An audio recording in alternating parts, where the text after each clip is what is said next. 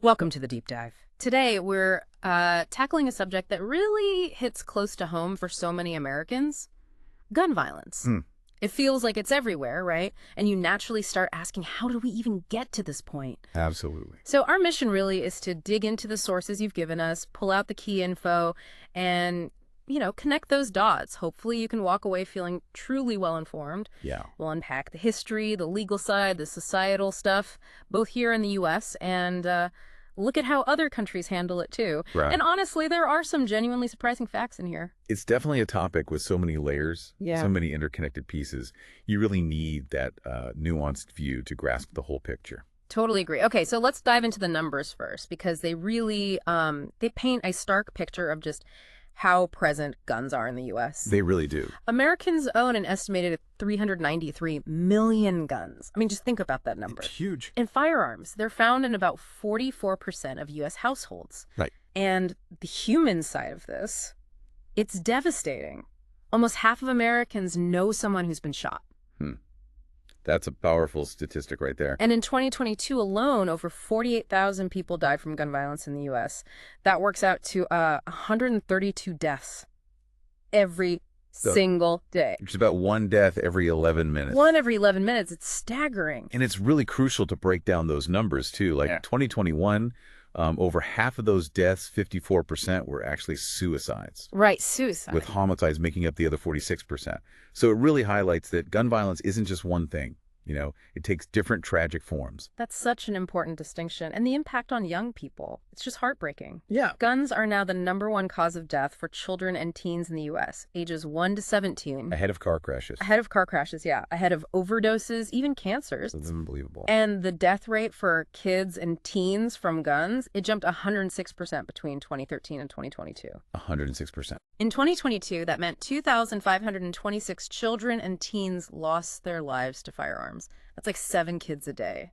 And when you dig deeper into that data, you see these really profound disparities. It's not affecting everyone equally. How so? Well, take Black male teens and young adults ages 15 to 34. In 2022, they were only 2% of the population, but they accounted for 34% of all gun homicides. 34%. Wow. Their firearm homicide rate was 24 times higher than white males in the same age group. 24 times. And for Black female teens and young adults, the rate was 9 times higher than their white counterparts. We also see big increases for Hispanic Latino males. The rate jumped 70% between 2013 and 2022.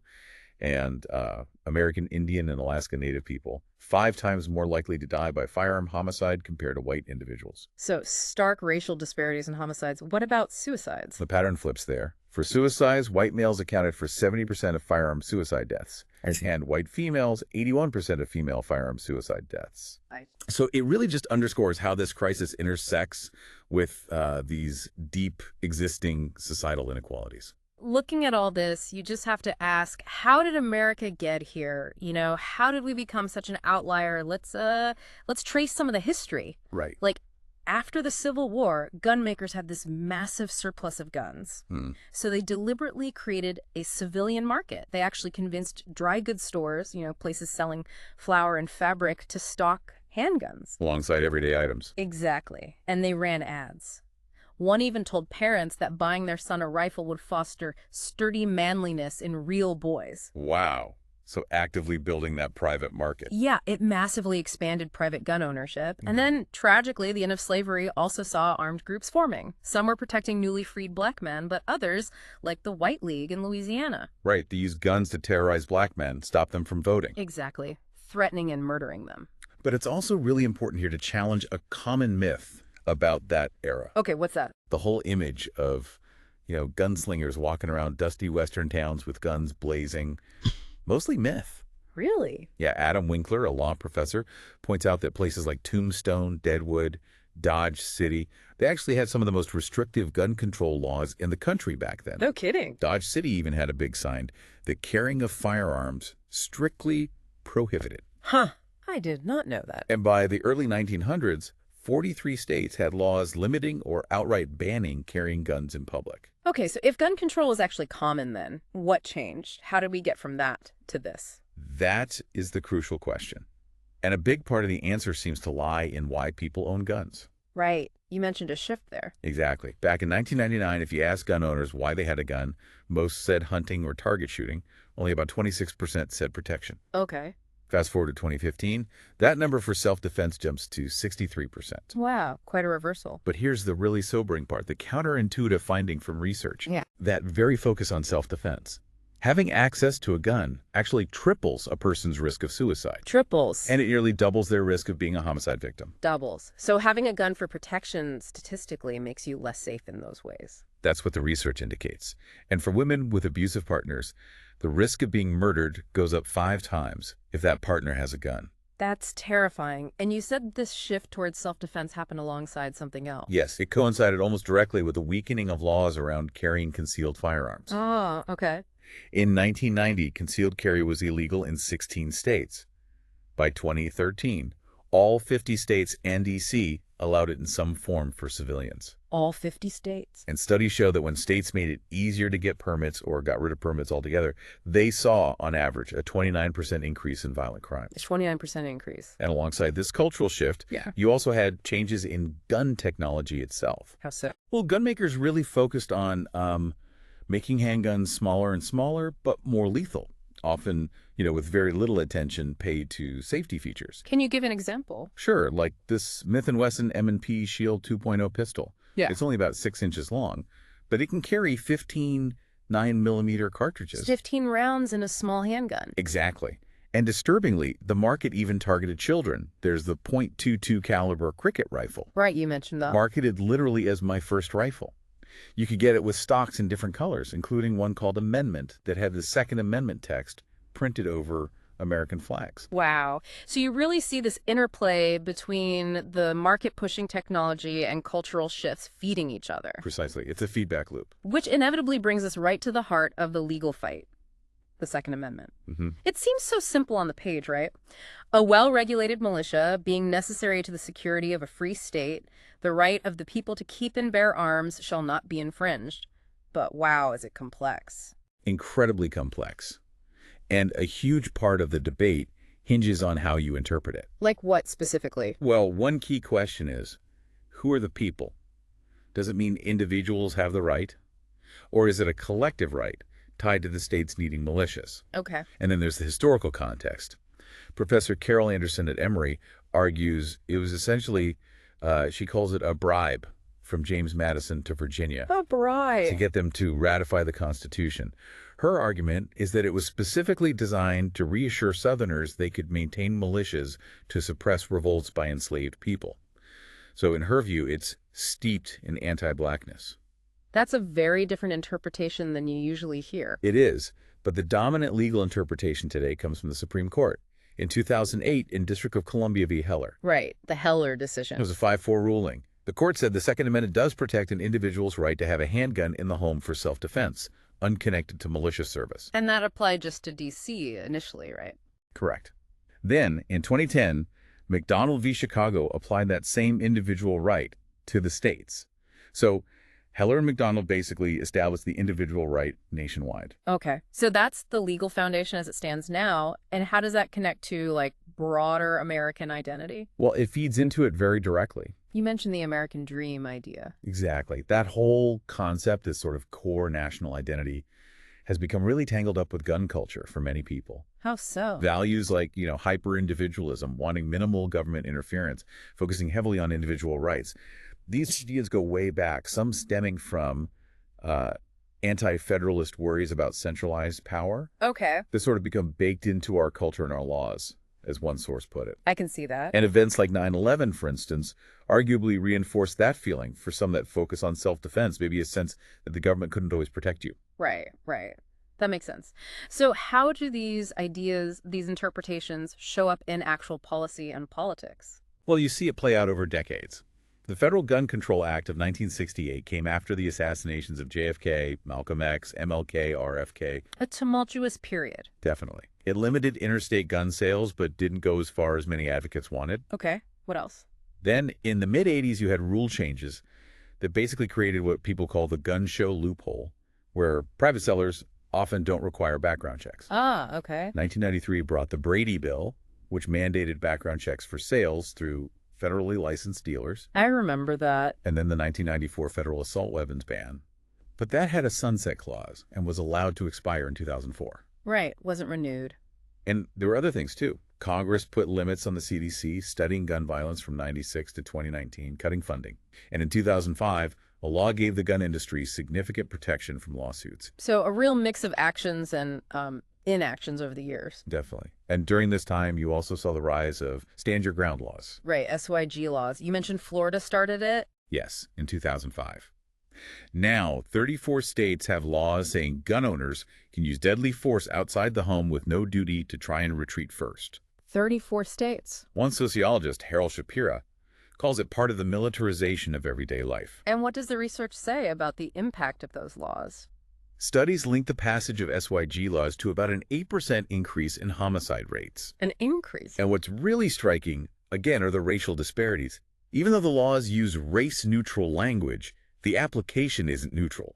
How so? White-on-black homicides are far more likely to be deemed justified or lawful in SYG states compared to white-on-white homicides. More likely to be seen as justified. And they were twice as likely to end in acquittal if the victim was black. Twice as likely? And of course, you can't talk about gun politics without mentioning the gun lobby, especially the NRA. Right. How did they become such a force? Well, there was a key moment in 1977. Activists who were strongly against gun control essentially staged a takeover at the NRA's national convention. Really? A takeover? Yeah, it fundamentally shifted the organization's focus towards political advocacy and opposing regulations.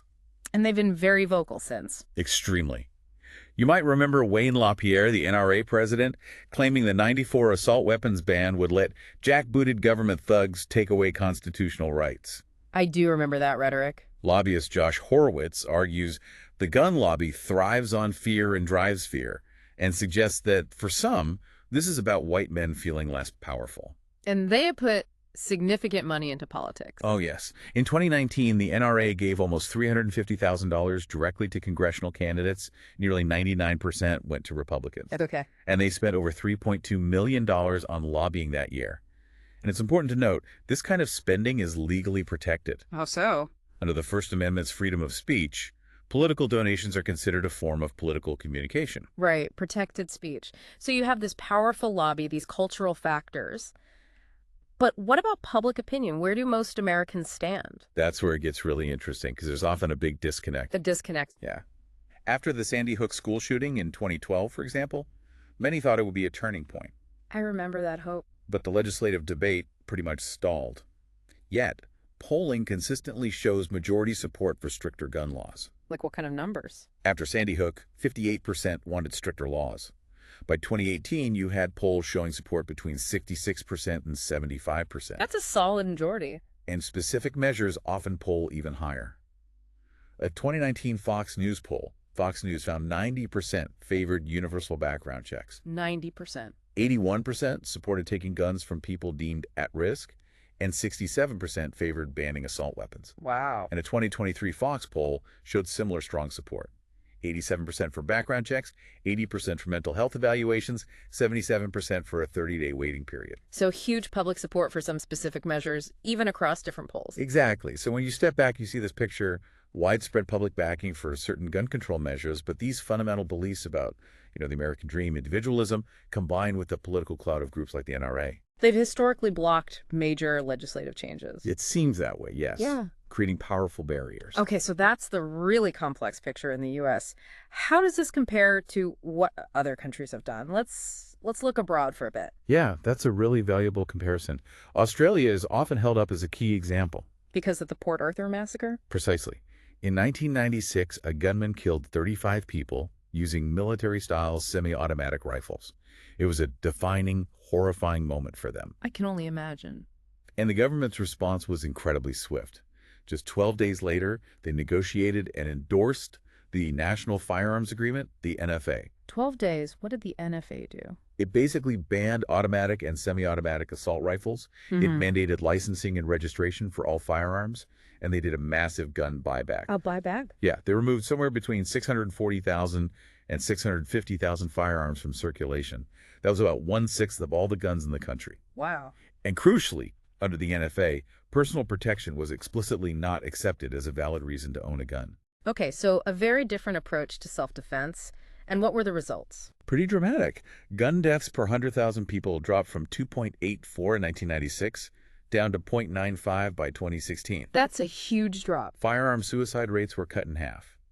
And maybe the most striking statistic, in the 20 years after the NFA, Australia had 0 mass fatal shootings, Zero compared to... compared to 13 such shootings in the 13 years before the NFA. Incredible. And why were they able to act so decisively, do you think? Part of it, the sources suggest, is structural. Australia doesn't have a Bill of Rights quite like the U.S. Second Amendment. Their constitution didn't present the same kind of legal barrier to gun control. I see. What about the UK? They also had a major school shooting, right? Yes, Dunblane, also in 1996. 16 children and a teacher were killed. Just awful. And the UK responded with very strict gun laws, too. Handguns are essentially banned for the general public. And like Australia, self-defense is not considered a valid reason for firearm ownership. And their police don't typically carry guns either. That's right. Most UK police officers are unarmed, which symbolizes the philosophy of policing by consent, not force. Okay, so Australia and the UK took these really strong actions after tragedies. But what about the argument we hear so often in the US that it's primarily a mental health issue, not a gun issue? Right, that comes up constantly. But the comparative data is really revealing here. How so? If you look at rates of mental illness in, say, 2019, they're actually quite similar across these countries. The US was around 15.7%, Australia 17.6%, the UK 13.8%. Okay, fairly close. Yet the US had gun violence death rates 10 times higher than Australia's and 40 times higher than the UK's. 40 times higher than the UK with similar mental illness rates. Exactly. So if mental illness was the main driver, you'd expect the gun homicide rates to be much closer, wouldn't you? Yeah, you would. Researchers suggest it's far more plausible that the sheer availability and high rate of gun ownership in the U.S. is the key factor, explaining the huge disparity in deaths, not differences in mental illness prevalence. That makes sense. Now, that's not to say mental health isn't a factor at all. People with serious mental illness do have higher risks for violence, but the absolute risk is still very low, and they account for only a small fraction of overall homicides in society. Got it. Are there other interesting global models? Well, Japan is remarkable. Extremely low gun deaths, often fewer than 100 per year in a country of 125 million. Fewer than 100? How? Most guns are just flat out illegal. To get a permit for the few specialty weapons allowed, you need formal classes, written tests, mental health tests, drug tests, deep background checks. You have to report how you store it, annual inspections. It's incredibly rigorous. Okay, very strict. What about countries sometimes cited as having more guns but less violence, like Switzerland or the Czech Republic? Right, they often come up. Switzerland makes it relatively easy to get permits for semi-automatics. The Czech Republic has mandatory concealed carry licenses, and yet they have low murder rates compared to the U.S. So how does that work? Well, even with those libertarian aspects, they also have strict licensing. Written tests, practical tests, doctor's notes confirming you're mentally and physically fit, background checks. Ah, so still significant hurdles. Yes, and this really brings up the culture question. Many experts argue you can't just look at gun laws in isolation. What else matters? Things like the underlying national culture, the strength of social safety nets, levels of socioeconomic inequality. These might be huge factors. Switzerland and the Czech Republic might have lower violence despite more permissive gun laws because of these broader societal strengths. Compared to the U.S., with more emphasis on rugged individualism and bigger disparities. Exactly. It suggests the context is critical. That leads to another interesting point from the sources, the difference between controlling guns themselves versus controlling who gets them. Yes, a really important nuance. Some argue that people control, meaning regulations focused on who can have a gun, through things like licensing and thorough background checks, does most of the heavy lifting in preventing violence. Okay, focusing on the person. Whereas firearm control, limiting specific types of guns or the number of guns someone can own, some analyses suggest that has less statistical impact on crime or homicide globally. So the focus might be better placed on the who rather than just the what's. That's a key debate based on the global data, yes. It raises the question of where policy efforts are most effective. That's a really critical distinction to think about. Okay, so we've looked at the history, the U.S. situation, compared it globally. Let's turn to potential solutions here in the U.S. based on the material you reviewed. What do the sources suggest might actually work? Well, several evidence-based policies come up repeatedly. Like what? First, firearm purchaser licensing laws. These go beyond just a basic background check. Oh, They often add things like fingerprinting, more in-depth vetting by law enforcement, and they usually include a waiting period, which gives more time for checks and maybe acts as a cooling-off period. and are they effective? Research strongly indicates they are among the most effective policies for reducing various kinds of gun violence, homicides, suicides, even mass shootings. Okay, purchaser licensing. What else? Second, community violence intervention programs, or CVI. What do those involve? These programs work within communities that are heavily impacted by violence. They identify people at high risk of either committing or being victims of violence, and they intervene How do they intervene? by offering support, mediating conflicts peacefully, connecting people with mental health services, job training, social support, basically addressing the factors that might lead to violence. And do they work?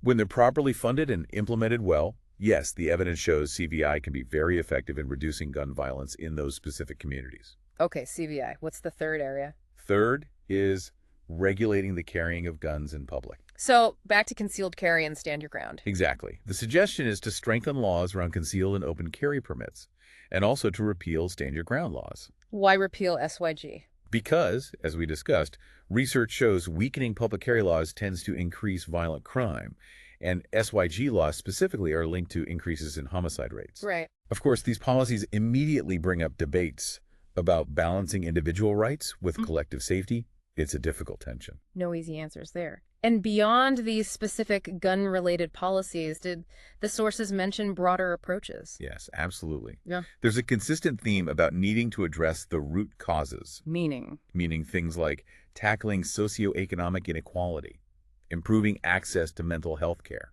strengthening social safety nets, Mm-hmm. basically improving the overall well-being of communities. So, reducing the factors that might contribute to violence in the first place, regardless of gun availability. Precisely.